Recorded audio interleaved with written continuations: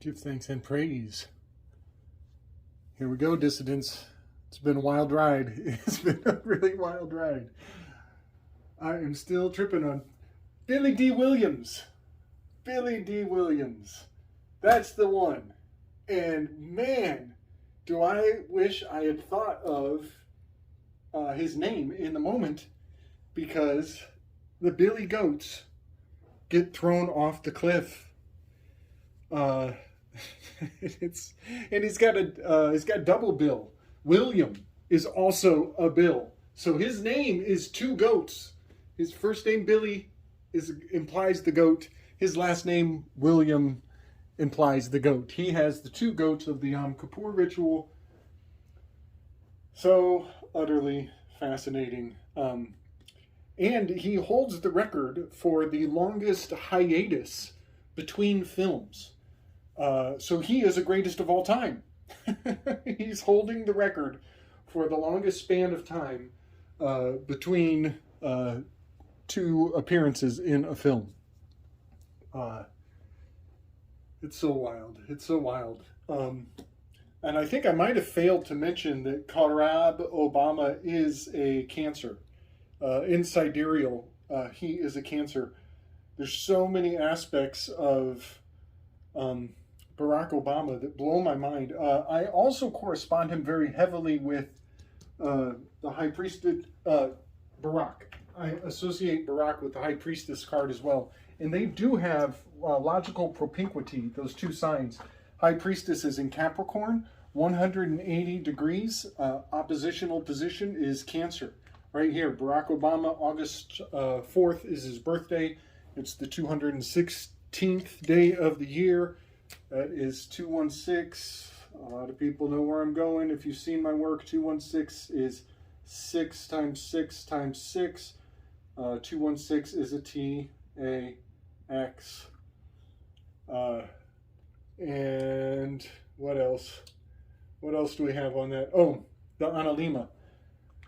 X marks the spot. When we are ATX, we pay the TAX right here.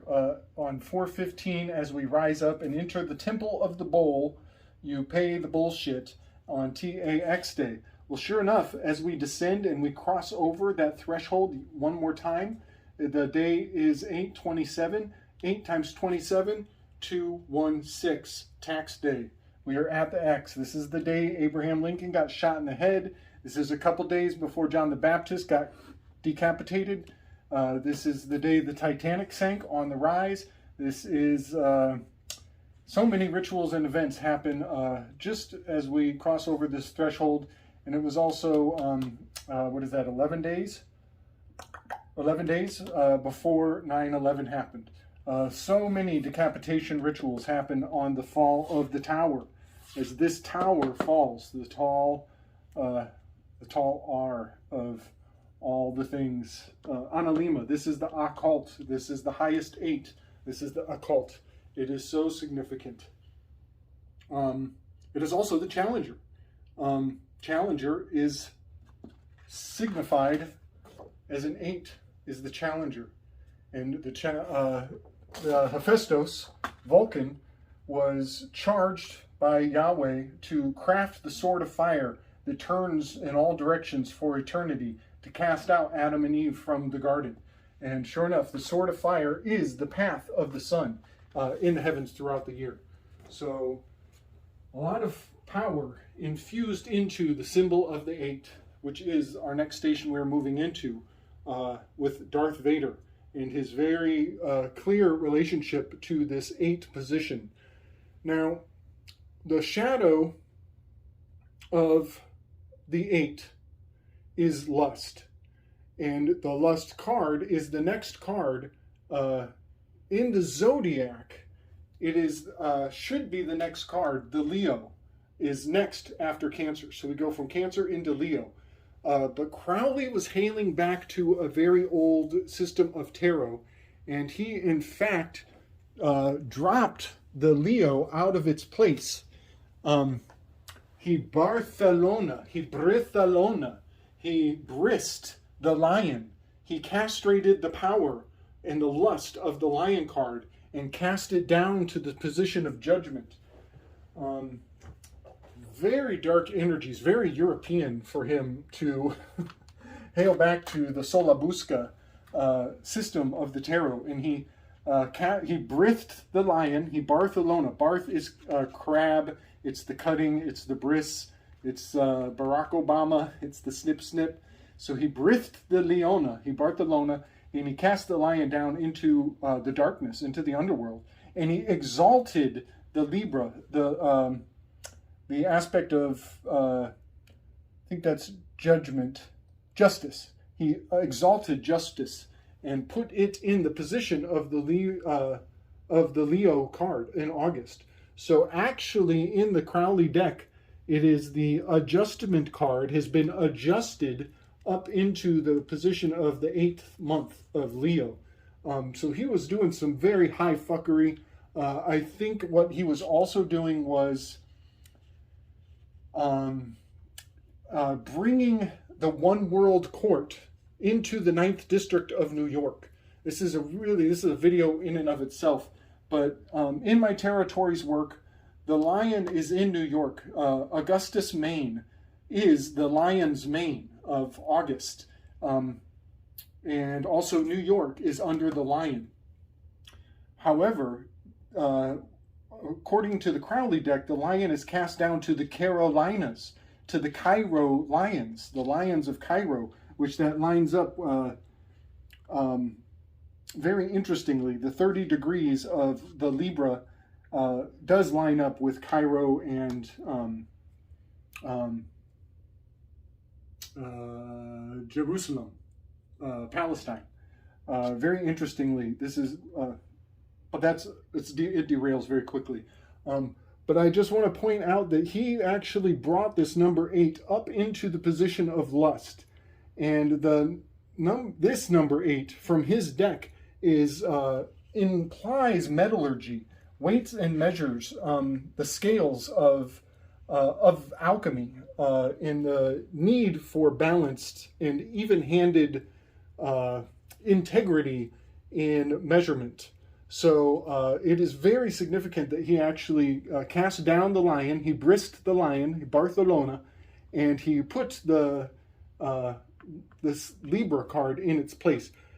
So technically, while we do know that Darth Vader is the challenger archetype, the card for lust is this lady riding a lion, and she's lifting up a ball sack to the sky and turning her head to the side. This is cough. This is turn your head and cough. Kopf with a K means to lift up with your hand, and cough with a Q means to turn your head to the side or back of the head. There's a lot more to this, as this is a ritual of giving testimony. When you give testimony in the olden days, you actually put your hand on your own testicles and vowed to swear the truth, or else God would strike a curse on your progeny. This is testimony. These are your testes money. This is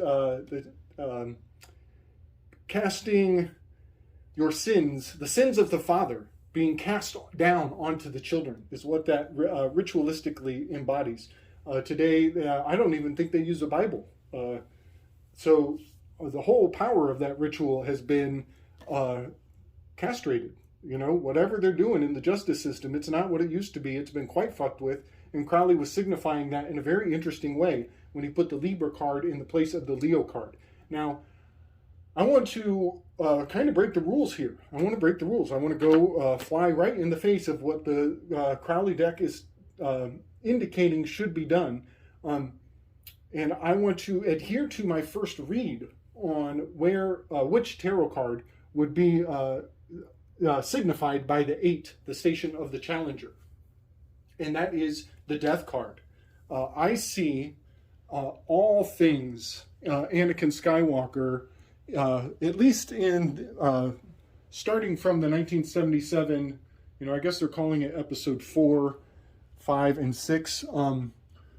Starting in the beginning of the entire story in real life chronology, I see Darth Vader absolutely signifying the death card. It's incredibly obvious. I'll bring some visuals to really seal the deal. But one thing that I think is will be very important is when he boards the ship.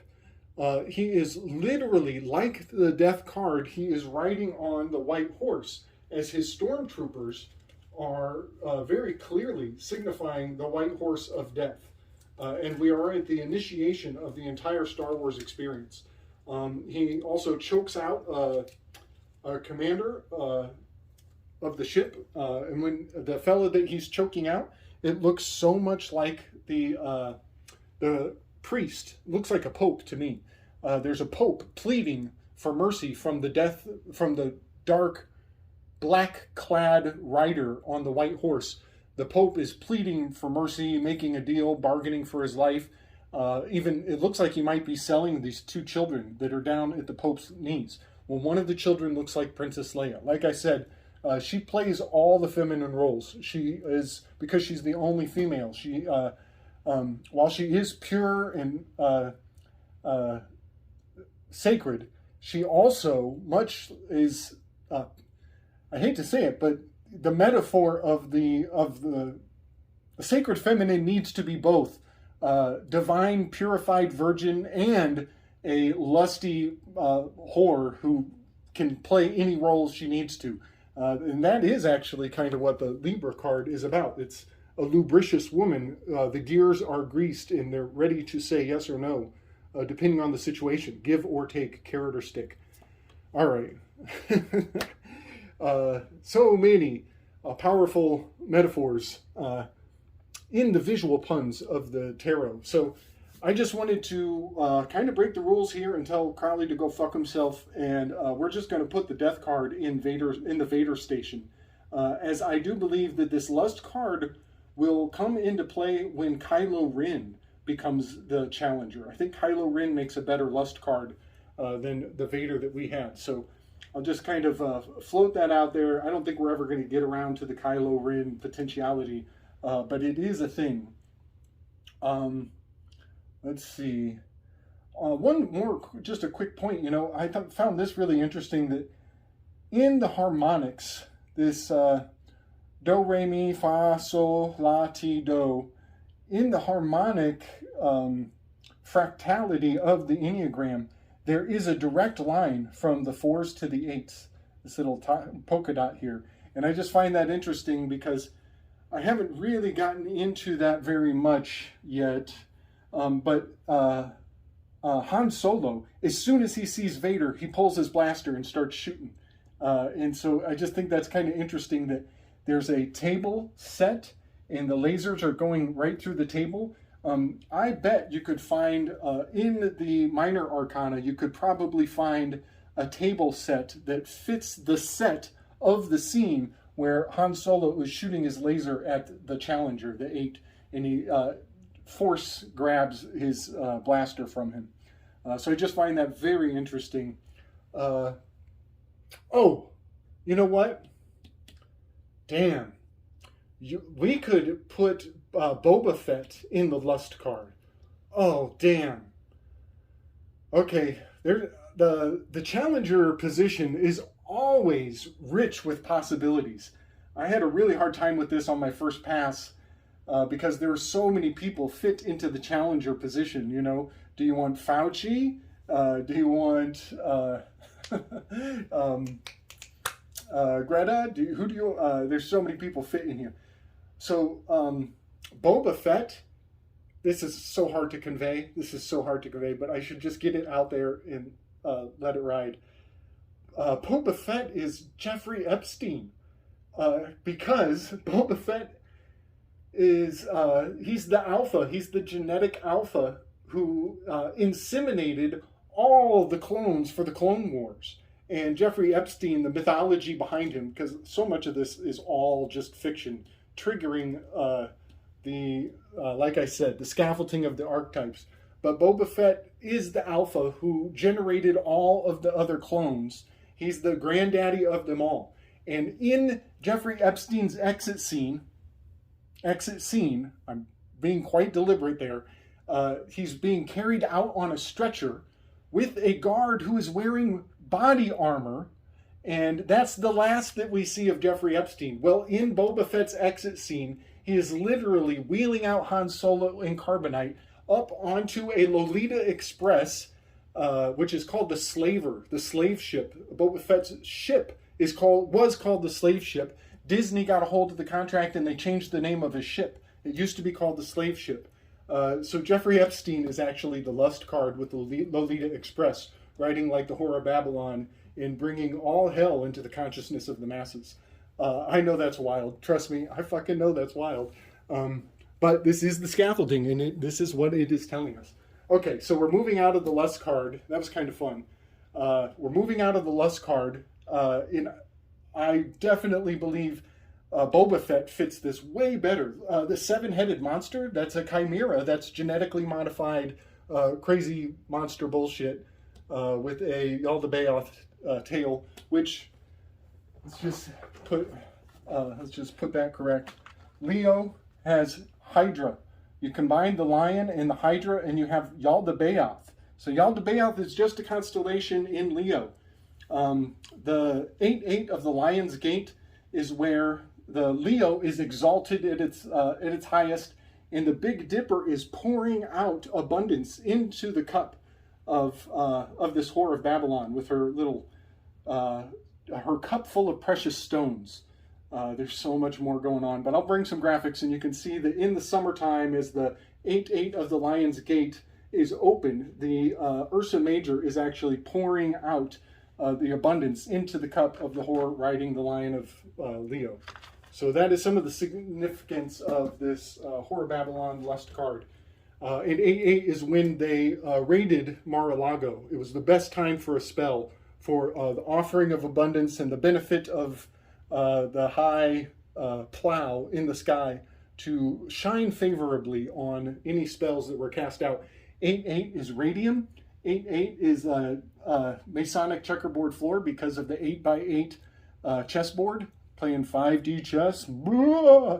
And also a piano, 88 keys on a piano, checkerboard floor. All Masonic ritual infested. All right, moving forward, leaving the Saturnian challenger of lust behind, which is also interesting. Saturn shouldn't be very lusty, considering he's chopped. He's Bartholona'd. All right, moving into sloth. This is my favorite. This is the Hermit card. This is also Yoda. This is Yoda. He is very slow. He's very slothful. He is a hermit. He is a recluse. He's living completely removed from society. And when you look at the Hermit card from the Crowley deck, which I think I misspoke in my last video, I called it the Thowley-Krauth deck. I kind of like that. The Thowley-Krauth. Yeah, the Thowley-Krauth deck. That's kind of fun.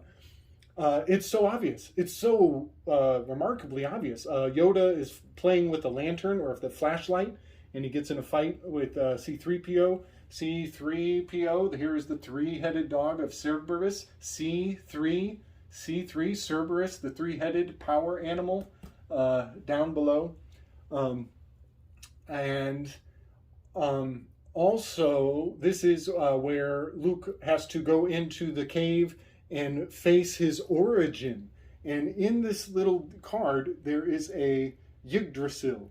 And the Yggdrasil is lizard, the egg of the lizard. Drasil is lizard in reverse. The Yggdrasil and the lizard surrounding the egg encodes the Polaris with, I believe it's Draco, that is constantly rotating around the egg of the North Star. And so all of that is signified by this hermit leading the way, this recluse living in a cave. The cave is the negative space around the North Star, as everything pivots around and creates a sacred circle. It is untouchable. It's hermetically sealed. So much meaning to Yoda living in isolation and Luke having to go into the cave to face his origin, the egg and the lizard, where we all came from, his genetics. Now, I have so much more to say about this. I've seen rituals done by Langley, Virginia, with the Taps Act.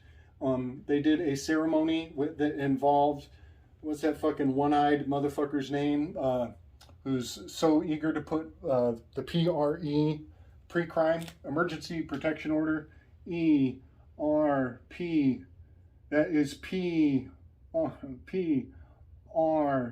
They're so eager to get pre-crime underway.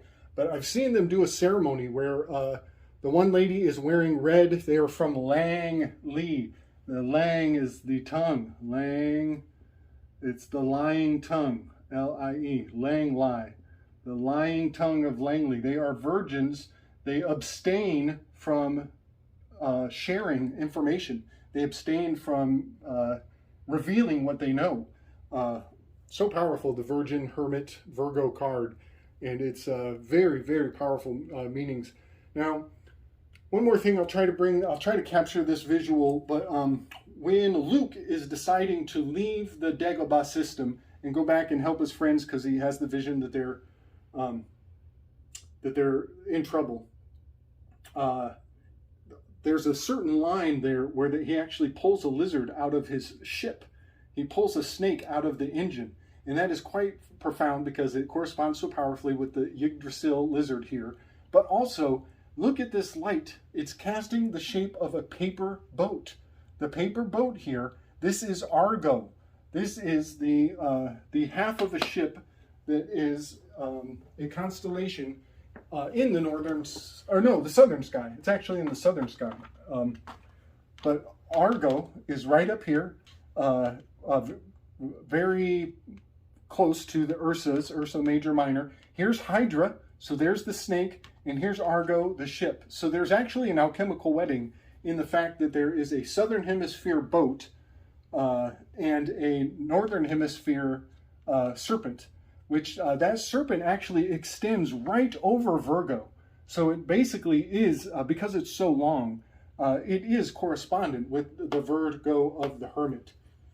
One more aspect here, because the peacemaker is also called, sometimes the word balanced is used to describe the peacemaker in the position 9 of the Enneagram.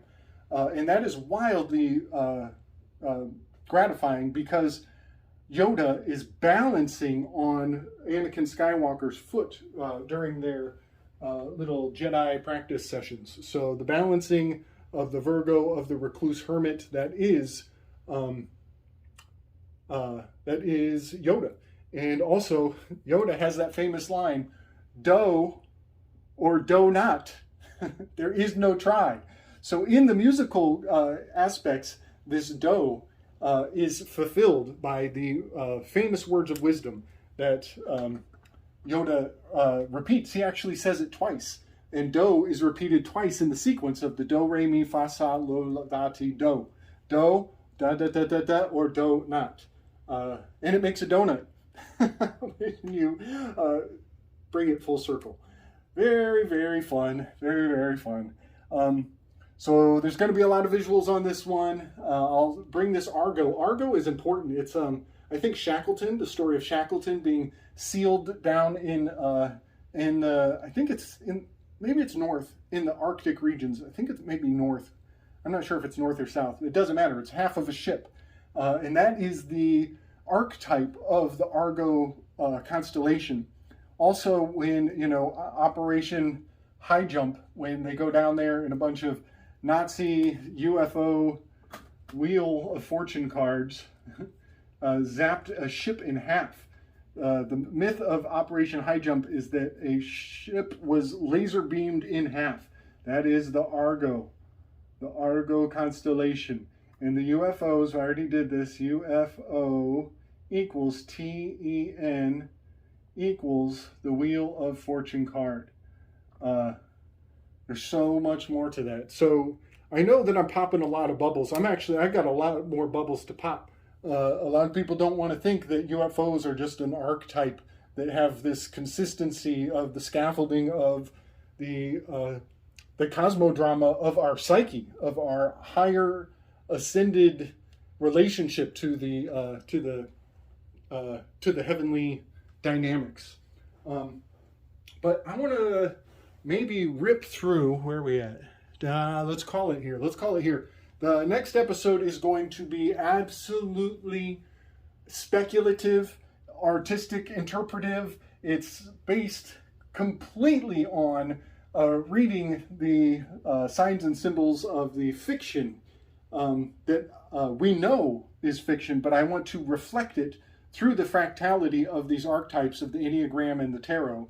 I want to reflect and see how many little hints and innuendos from the story that is Star Wars, and how it can be used to glean like a bullshit meter. You know, if you see something in the news and it rhymes so powerfully, like in 2 or 3 different ways, much like I did with Epstein here in Boba Fett. If it rhymes in 2 or 3 different ways, and you have the visual cues to correspond it with the actual scene that was seeded in your childhood consciousness when you were supple and easily swayed into belief, if it rhymes very powerfully with what you were suspended in disbelief as a child, then I think we can pretty much stamp it with bullshit. I think we can put the bullshit stamp on it. And I know a lot of people are going to hate me for saying UFOs are bullshit. I know a lot of people have seen some fucking things in the sky, but my point is not that the UFOs are not real. My point is that this is man-made. Whatever you're seeing in the sky is probably government, the U.S. government, you know, sourced from the same cup, all from the same cup. And it is a very interesting cup to have a grasp of, you know, very interesting cup. And there's a lot of hazards and dangerous revelations that I just want to shine a light on, you know, because it might have been camping out in our consciousness for a very long time. And maybe it's time to pull up the roots of those presuppositions that were handed to us from a very nefarious group of individuals. The, you know, the Actors Guild, the priest class. All right, everybody, I've been ranting for a very long time. We'll get some visuals together, and then we will go into La La Land. I mean, absolute crazy La La Land. You thought the Jeffrey Epstein thing was wild. Wait till you hear what I got on deck. All right, strength and wisdom, y'all. Much love and respect.